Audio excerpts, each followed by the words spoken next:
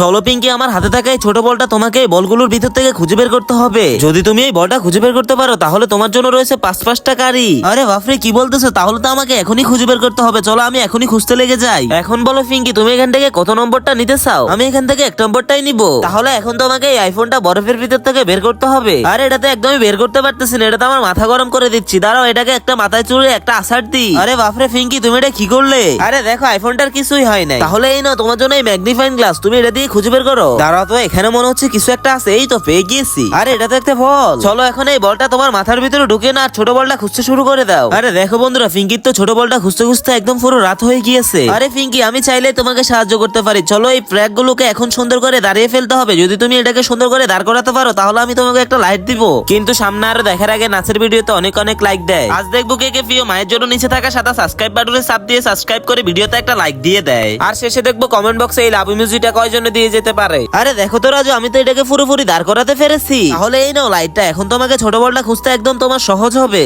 আরে খুঁজতেছি কিন্তু এটা তো খুঁজেই পাচ্ছি না। আরে রাজু দাঁড়াও, মনে হচ্ছে কিছু একটা পেয়েছি। দেখো তো এই বলটা নাকি? আরে হ্যাঁ, সত্যি তো দেখি তুমি বলটা খুঁজে পেয়ে গিয়েছো। এখন তাড়াতাড়ি করে আসো আর তোমার প্রাইজ মানি গুলো নিয়ে যাও।